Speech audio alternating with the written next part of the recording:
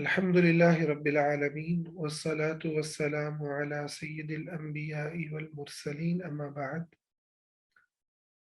آج ہمارا باب، اس کا عنوان ہے باب من جعل لأہل العلم ایاما معلومہ، جو اہل علم کے لیے تعلیمی اوقات کو مقرر کرنا، یہ مقرر کرتا ہے۔ تو یہ اس حدیث کے اندر جو واقعہ ہے وہ عبداللہ بن مسعود رضی اللہ تعالی عنہ کا واقعہ ہے، اور انہی کی روایت پیچھے گزر چکی ہے ابن مسعود رضی اللہ عنہ کی، کہ انہوں نے نبی کریم صلی اللہ علیہ وسلم کے بارے میں یہ فرمایا تھا کہ آپ ہمارے لیے دنوں کو مقرر فرماتے تھے۔ تو ابھی یہاں پر وہ اسی حوالے سے ان کا اپنا عمل ذکر ہوا ہے۔ تو ابو وائل کہتے ہیں کان عبد اللہ یذکر الناس فی کل خمیس، عبداللہ بن مسعود ہر جمعرات لوگوں کو وعظ کیا کرتے تھے۔ فقال له رجل، تو انہیں ایک شخص نے کہا، یا ابا عبد الرحمن، اے ابو عبد الرحمن، لوددت انک ذکرتنا کل یوم، میں چاہتا ہوں کہ آپ ہمیں روز وعظ و نصیحت کریں، روز آپ ہمیں درس دیں، روز آپ علم کی مجلس سجائیں۔ قال اما انه يمنعني من ذلك انی اکرہ ان املکہم ان املکہم ان املکم، ہاں یعنی اکتاہٹ کا ذکر ہے، ان املکم، تمہیں میں، آپ نے فرمایا مجھے یہ کام کرنے سے جو چیز مانے ہے کہ وہ یہ ہے کہ تم جو ہے تمہارا دل اس سے بھر نہ جائے، اکتا نہ جائے۔ وَإِنِّي أَتَخَوَّلُكُمْ بِالْمَوْعِظَةِ كَمَا كَانَ النَّبِيُّ صلی اللہ علیہ وسلم يَتَخَوَّلُنَا بِهَا مَخَافَةَ السَّامَةِ عَلَيْنَا، اور میں تمہیں تمہارے جذبات کا تمہارا خیال اسی طرح رکھتا ہوں جیسے نبی صلی اللہ علیہ وسلم ہمارا خیال رکھتے تھے کہ کہیں ہم اکتا نہ جائیں۔ تو آپ دیکھیں کہ امام بخاری اس مسئلے کو کتنی زیادہ اہمیت دے رہے ہیں اور اس کو رپیٹ کر رہے ہیں۔ اس کی وجہ یہ ہے کہ جب انسان علم حاصل کرنا شروع کرتا ہے تو اس کے جو جذبات ہیں وہ عروج پر ہوتے ہیں، اور اس کا دل کرتا ہے کہ وہ زیادہ سے زیادہ دین پر عمل کرے، زیادہ سے زیادہ دین کی باتوں کو سیکھے۔ لیکن پھر کچھ ہی عرصے کے بعد پھر وہ اکتاہٹ کا شکار ہونا شروع ہو جاتا ہے،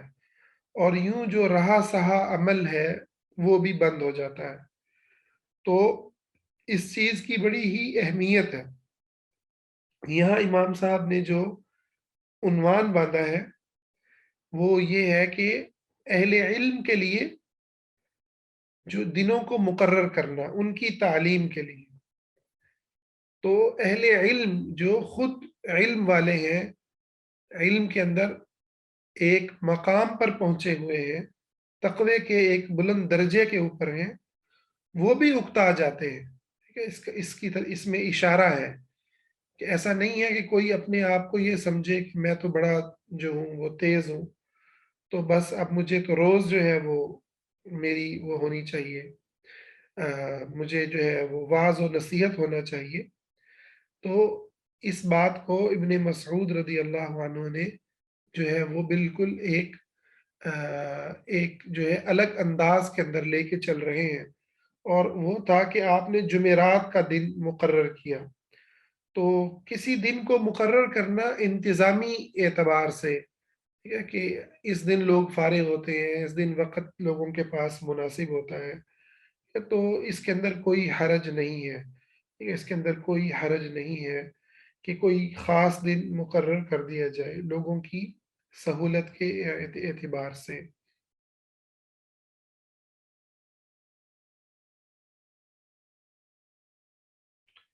اچھا، اس کے اندر اب بہت ہی کچھ اہم باتیں ہیں جس کی طرف توجہ کرنا بڑا ضروری ہے۔ آپ دیکھیں کہ ہمارے ہاں جو تعلیمی نظام موجود ہے مدارس کا، یا آپ دیکھیں کہ قرآن کریم کے حفظ کا، دین کو پڑھنے کا، اس کے اندر جو کمزوری ہے وہ بنیادی طور پر یہی ہے جو اس حدیث میں صحابہ کے ان اعمال کے اندر بیان ہوئی ہے۔ اس کے اندر انسانی جو کیفیات ہیں، انسان کی کسی علم سے اس کے جو جذباتی وابستگی، اس علم کو لینے کا جو اس کے اندر درجہ اور مقام ہے، اس کو کوئی اہمیت نہیں دی جاتی۔ اصل چیز یہ ہوتی ہے کہ آپ بس اس کو یاد کر لیں، اس کا امتحان دے دیں، امتحان میں پاس ہو جائیں اور آپ کو ڈگری پکڑا دی جائے۔ تو یہ جو غیر فطری انداز ہے، بظاہر ایسے لگتا ہے کہ بہت زیادہ علم کو حاصل کیا جا رہا ہے، وہ بڑی بڑی کتابیں پڑھ لی ہیں اور بہت ساری جو تفاصیل ہیں وہ ہم نے سیکھ لی ہیں، ٹھیک ہے؟ بہت ساری چیزیں ہم نے سیکھ لی ہیں، لیکن اس کے نتیجے میں جو ایک خلا پیدا ہوتا ہے، کہ جو ایک جو مسائل پیدا ہوتے ہیں، اس کو چونکہ ہمارے یہاں کوئی اہمیت نہیں دی جاتی۔ انسانی نفسیات، انسانی دل کے حالات، اس لیے یہ جو سسٹم ہے یہ جوں کا توں چلتا رہتا ہے، اور اس میں پڑھنے والے لوگوں کی جو قلبی تربیت ہے یا جو ایمانی تربیت ہے وہ نہیں ہو پاتی۔ الا من رحم اللہ، بہت سے ایسے بھی ہوتے ہیں یقیناً جو اس حوالے سے محنت کرتے ہیں، لیکن اوورآل یہ ایک بہت بڑا مسئلہ ہے۔ اور یہ جو ہوم سکولنگ کا کانسیپٹ ہے بچوں کی تربیت کے حوالے سے، اس میں بھی ہم اس حدیث سے بڑی زبردست مدد لیتے ہیں، ٹھیک ہے؟ کہ آپ بچوں کو پڑھانے بیٹھے ہیں، بچوں کی تعلیم و تربیت کا انتظام کرنے بیٹھے ہیں،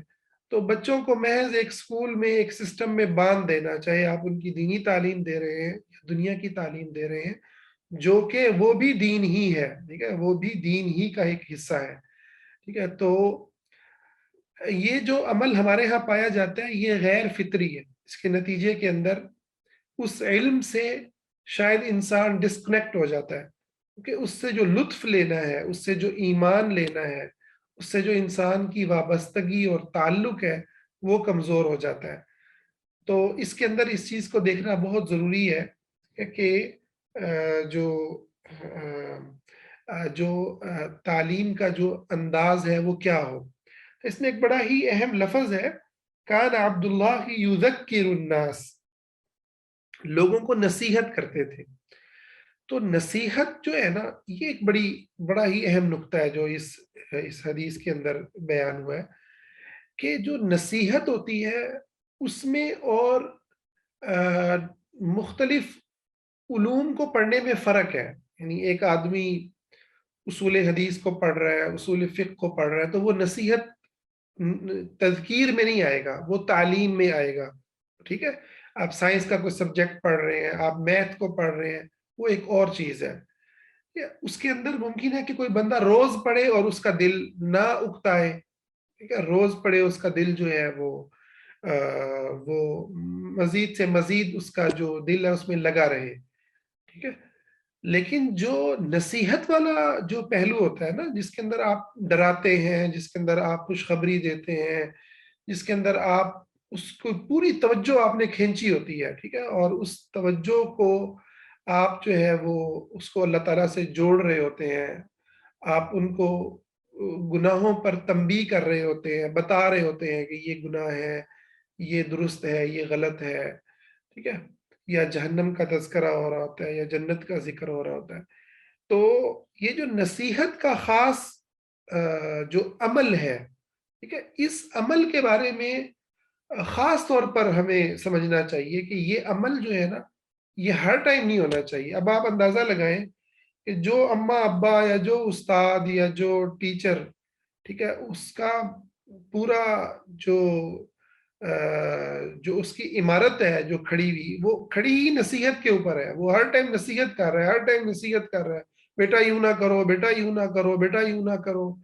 ٹھیک ہے؟ تو وہ آپ دیکھیں کتنی بڑی اذیت میں ڈال رہا ہے۔ اپنے بچے کو یا اپنے طالب علم کو، ٹھیک ہے؟ تو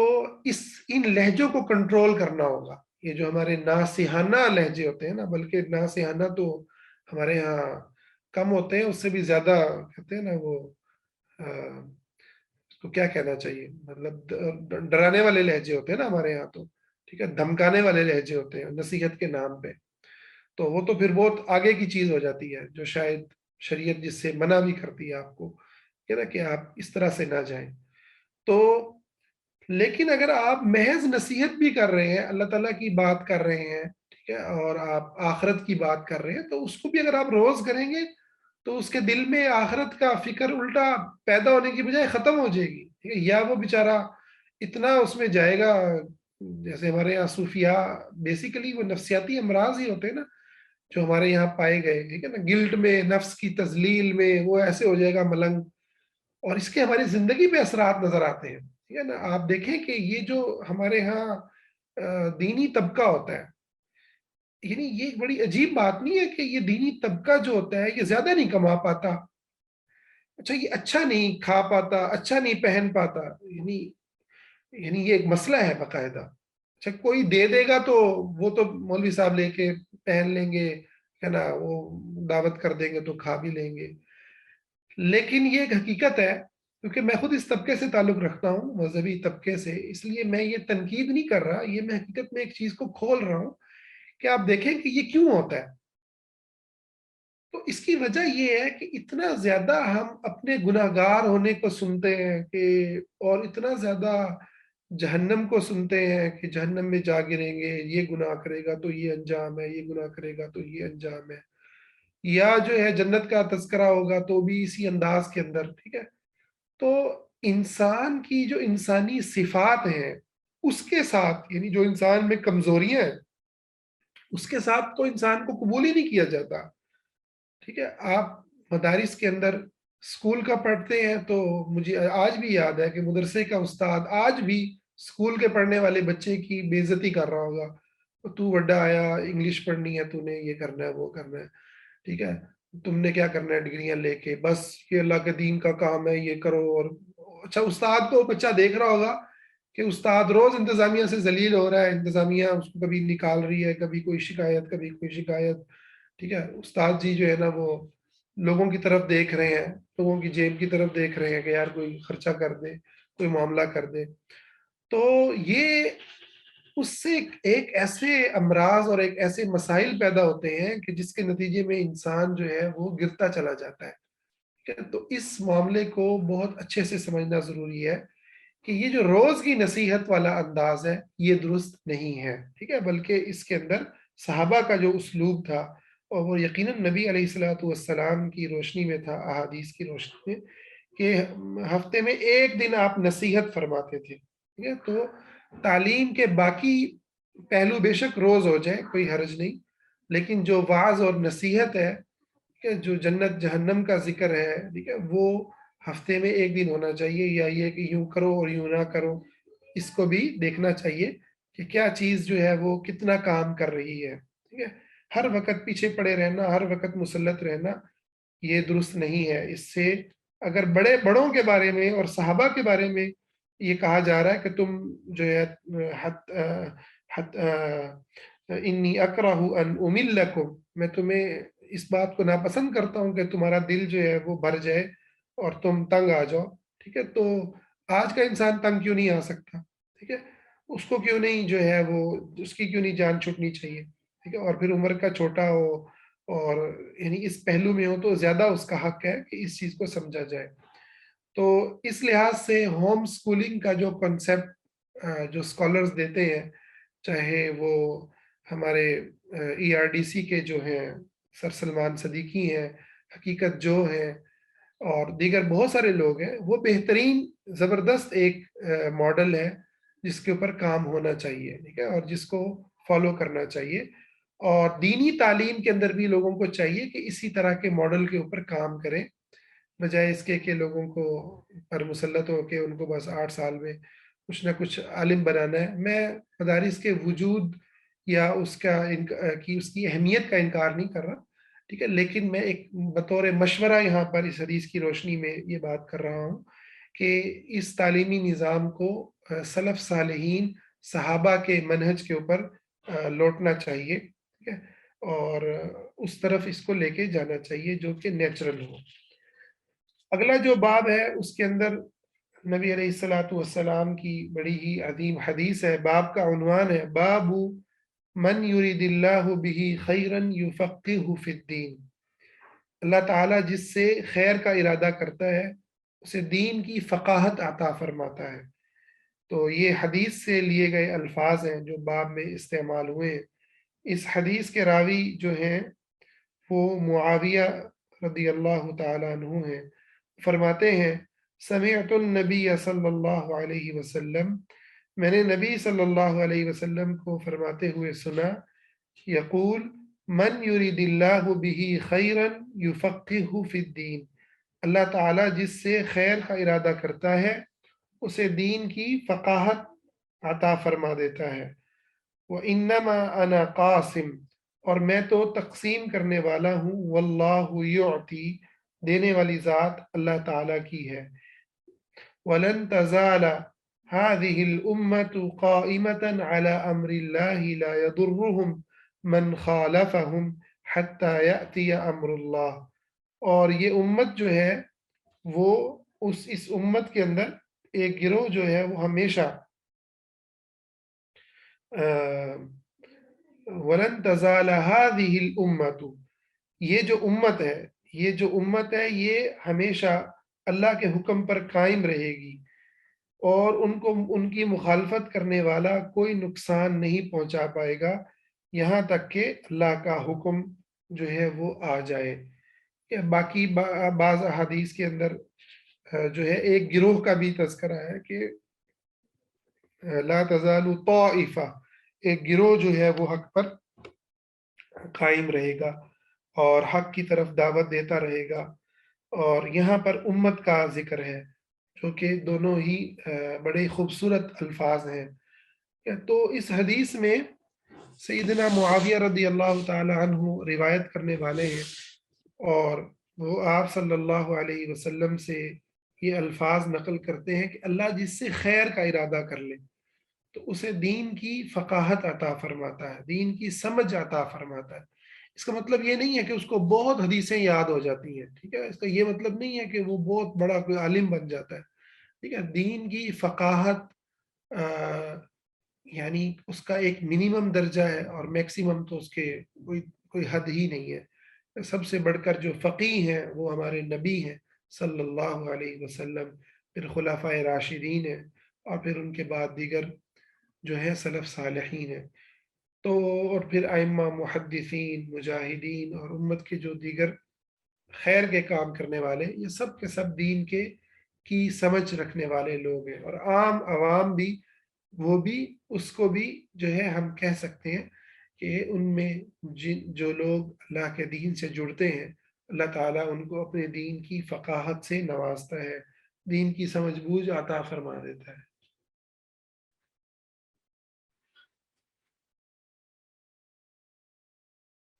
تو اب یہ دین کی سمجھ ہوتی کیا ہے، یا دین کی فقاہت کسے کہتے ہیں، کہ اس حوالے سے ہمیں کچھ چیزوں کو دیکھنے کی ضرورت ہے۔ دین کی فقاہت یہ ہے کہ دین کو اس طرح سے سمجھا جائے کہ جس طرح سے وہ نازل ہوا اور جس طرح اس کے اوپر صحابہ کرام رضوان اللہ اجمعین چلے، کیونکہ اللہ تعالیٰ کا یہ ارشاد ہے وَمَن يُشَاقِقِ الرَّسُولَ مِن بَعْدِ مَا تَبَيَّنَ لَهُ الْهُدَى وَيَتَّبِعْ غَيْرَ سَبِيلِ الْمُؤْمِنِينَ نُوَلِّهِ مَا تَوَلَّى وَنُصْلِهِ جَهَنَّمَ وَسَاءَتْ مَصِيرًا، کہ رسول کی مخالفت اور مؤمنین کے راستے کی مخالفت، رسول کے پیروکار ہیں ان کے راستے کی مخالفت انسان کو جہنم اور گمراہی میں لے جانے کا ذریعہ ہے۔ تو یہ ایک بڑی بنیادی بات ہے جس کو سمجھنا چاہیے کہ دین کی سمجھ میں سب سے بنیادی چیز یہ اس کو ویسے سمجھا جائے جیسے حضرات صحابہ نے سمجھا، جیسے ان کے پیروکاروں نے سمجھا۔ اور دوسری جو چیز ہے وہ دین کی سمجھ کے اندر یہ ہے کہ دین میں جو سختی، جہاں سختی اللہ اور اس کے رسول نے فرمائی وہاں پر سختی کی جائے، جہاں اللہ اور اس کے رسول نے نرمی کی ہے وہاں پر نرمی کی جائے، اپنی طرف سے نرمی اور زیادتی نہ کی جائے۔ تیسری چیز یہ ہے کہ جو ابن تیمیہ رحمۃ اللہ علیہ نے بیان کیا، وہ کہتے ہیں فقیہ، سمجھدار وہ نہیں ہے کہ جو بہت علم رکھتا ہے، بہت سی حدیثیں یاد رکھتا ہے، بلکہ وہ ہے یعنی جو حلال اور حرام کو جانتا ہے۔ وہ کہتے ہیں نہیں، فقیہ وہ نہیں ہے جو صرف حلال اور حرام کو جانتا ہے،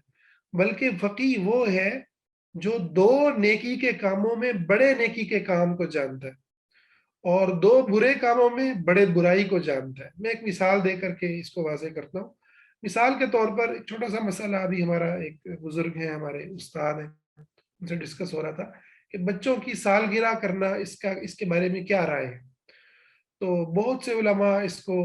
ناجائز کہتے ہیں کہ جی کافروں سے آئی ہے، اس میں مشابہت پائی جاتی ہے۔ لیکن بہت سے علماء وہ بھی ہیں جن کی یہ رائے ہے کہ اس کے اندر کوئی حرج نہیں ہے۔ تو اب اس کے اوپر پھر بہت ساری باتیں میں نے وہاں پر بیان کی، انشاءاللہ اس کا بھی موقع نہیں ہے، لیکن ایک جو نقطہ اس کے اندر تھا وہ یہ تھا کہ آپ یہ دیکھیں کہ اگر آپ اپنے بچے کی سالگرہ کے موقع پر اس کو جو ہے وہ گفٹ نہیں دیتے، اس کو سیلیبریٹ نہیں کرتے، اور وہ بچہ معاشرے میں دیکھ رہا ہے کہ دوسرے والدین یہ عمل کر رہے ہیں، ٹھیک ہے، اور آپ اس کو کہتے ہیں بیٹا یہ حرام ہے، یہ حرام ہے، تو بچہ نہیں سمجھ سکتا حرام، ٹھیک ہے، اس کے جو جذبات ہیں وہ اس چیز کو نہیں سمجھ سکتے، ٹھیک ہے، اسی لیے اللہ تعالیٰ نے مکلف اسی کو کیا ہے نا جو بالغ ہو جائے، ٹھیک ہے، نابالغ تو مکلف بھی نہیں کیا۔ تو اول تو یہ حرام ہونے کی اس کی کوئی دلیل ہے نہیں، کوئی ایسی دلیل نہیں ہے کہ ہم کہیں کہ اس کو قطعی طور پر دین نے حرام قرار دیا، لیکن اس میں کوئی قباحت ہو بھی تو آپ کو یہ دیکھنا ہے کہ ان دو قباحتوں میں، ٹھیک ہے، کہ یہ بچہ بڑا ہو کر اپنے والدین سے ڈسکنیکٹ ہو جائے، ٹھیک ہے، یا وہ معاشرے کے اندر کسی ایسے گناہوں کا شکار ہو جائے، توجہ لینے کے چکر میں وہ توجہ لینے کی بیماری کا شکار ہو جائے، ٹھیک ہے، تو وہ زیادہ بڑا شر ہے، وہ زیادہ بڑا شر ہے، وہ اپنے آپ کو دوسرے بچوں کے مقابلے میں احساس کمتری میں مبتلا ہو جائے، یا اوور کانفیڈنٹ ہو جائے، جیسے ہمارے بہت سے جو ہے مذہبی لوگ ہو جاتے ہیں، ٹھیک ہے، اوور کانفیڈنٹ ہو جاتے ہیں۔ تو اوور کانفیڈنٹ ہونے کا مطلب اصل میں یہ ہوتا ہے کہ آپ احساس کمتری کا شکار ہوتے ہیں، جسے آپ پھر جو ہے تکبر کے ذریعے یا اور بیماریوں کے ذریعے وہ آپ جو ہے نا وہاں پر اپنی اس کمزوری کو چھپانے کی کوشش کر رہے ہوتے ہیں۔ تو یہ جتنے بھی شر پائے جاتے ہیں معاشرے کے اندر، یہ آپ کو دیکھنا ہوگا کہ یہ شر جو ہے بنسبت اس کے کہ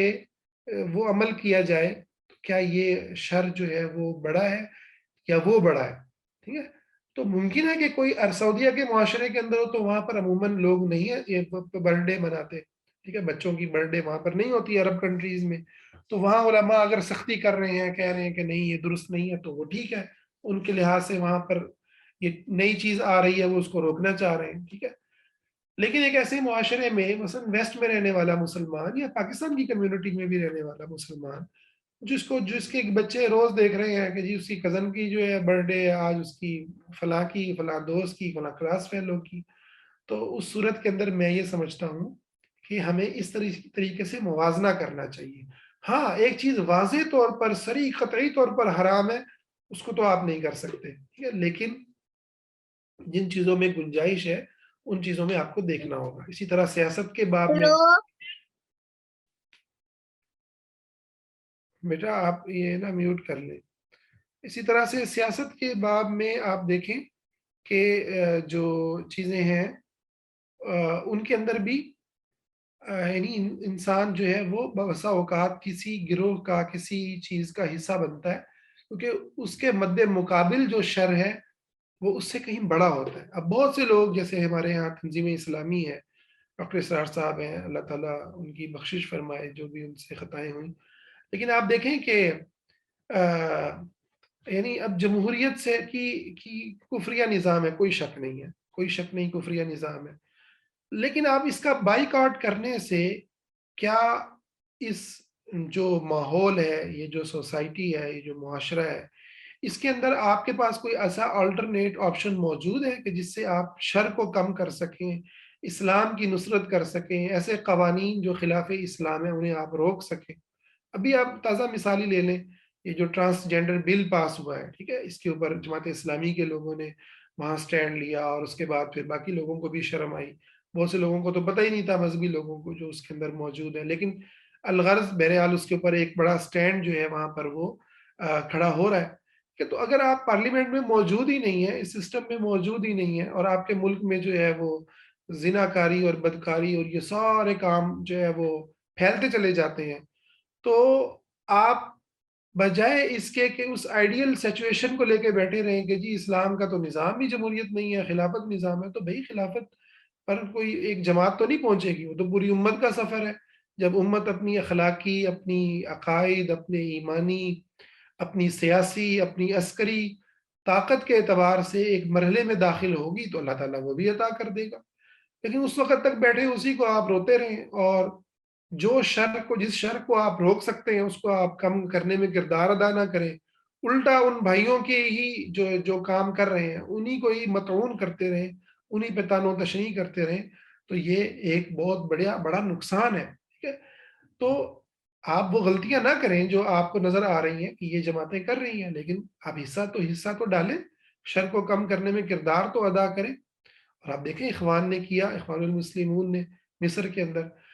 تو یہ ساری چیزیں، یہ ایک بہت بڑا باب ہے فقاہت کا، کہ جس کے اندر آپ نے دو شر میں سے بڑے شر کو دیکھنا ہے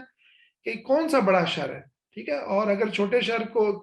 کے ارتکاب سے بڑا شر رک رہا ہے تو اس کے اندر آپ نے اللہ سے استغفار کرتے ہوئے، جو اسلامی قیادت ہے، جو گھر کا بڑا سربراہ ہے، کسی بھی آپ کنڈیشن کے اندر ہے، تو آپ فیصلہ کریں گے عام آدمی کو عالم کی رہنمائی میں چلنا ہے، اور عالم کو پھر جو ہے اجتہاد بھی کر سکتا ہے اگر وہ اس درجے کے اوپر ہے، ورنہ وہ اپنے سے بڑے بزرگ علماء کی مشورے سے وہ فیصلے کر سکتا ہے، لیکن یہ فقاہت کا ایک حصہ ہے۔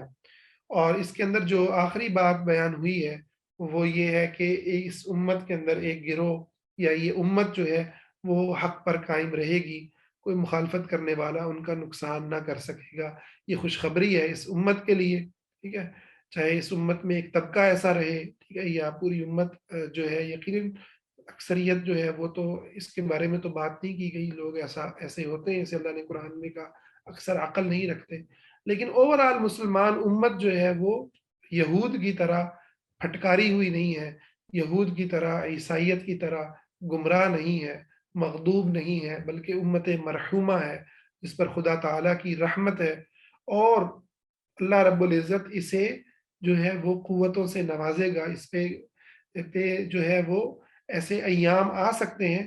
کہ جس کے اندر یہ کمزور ہو جائے، جس کے اندر یہ اپنی اجتماعیت کو جو ہے وہ کھونے لگے، یا کسی اور کمزوری کا شکار ہو، لیکن ایسا نہیں ہے کہ یہ امت ختم ہو جائے گی، اسلام کا مستقبل روشن ہے، اسلام ہی کو غالب آ کے رہنا ہے، اسلام ہی کو زمین پر قائم ہو کے رہنا ہے، یہی دین حق ہے، یہی خدا کو پسند ہے، اور یہی اللہ رب العزت نے اس کو بھیجا ہی اس لیے ہے لِيُظْهِرَهُ عَلَى الدِّينِ كُلِّهِ، کہ اس کو تمام ادیان کے اوپر غالب کر دے۔ تو اس میں دعوت دینے والے اور دین کو سمجھنے والے اور دین کی تعلیم کرنے والے، دین کے لیے محنت کرنے والے طبقوں کے لیے اس کے اندر بڑی خوشخبری ہے، ٹھیک ہے، تو آپ گھبرائیں نہیں حالات کی سختی سے، چاہے حالات غزوہ احزاب جیسے ہی کیوں نہ ہو جائیں، کہ وَبَلَغَتِ الْقُلُوبُ الْحَنَاجِرَ وَتَظُنُّونَ بِاللَّهِ الظُّنُونَ، کہ جب کلیجے منہ کو آ رہے تھے اور تم خدا پہ گمان کر رہے تھے، رب تعالیٰ نے فرمایا تو وہ وقت بھی گزر گیا، اور چاہے آج کا یہ حالات ہے کہ جب مسلمان ان اسلام کے اس عظیم نظام سے، جس پر مسلمان جو ہے وہ سینکڑوں سال مسلمانوں نے اس کو قائم رکھا، خلافت عثمانیہ کی صورت میں وہ آخری جو ہے اس کی وہ اینٹ تھی، اور وہ سایہ تھا بلکہ، کہ جس سے ہمیں جو ہے محروم کر دیا گیا، تو اس کو قائم ہو کے رہنا ہے، تو گھبرائے نہیں، کوشش کرتے رہیں، عقل مندی سے ایسے قدم نہ اٹھائیں، دیکھیں اس دونوں کو اکٹھا کرنے میں یہ مراد ہے، ایسے قدم نہ اٹھائیں جو امت کو ہلاکت میں ڈالیں، جیسے ماضی قریب کے اندر ان لوگوں نے قدم اٹھائے کہ جنہوں نے مسلم ممالک کے اندر اپنی मुल्कों के अंदर लड़ने मरने का काम खड़ा किया और उसके नतीजे में देखें कितना बड़ा नुकसान हुआ,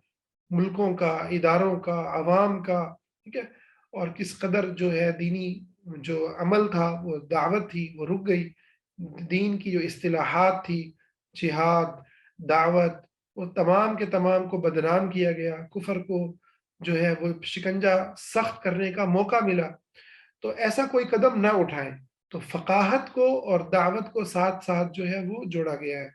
इसी पर इक्तिफ़ा करते हैं। अल्लाह ताला से दुआ है अल्लाह ताला हमसे अपने दीन का काम ले।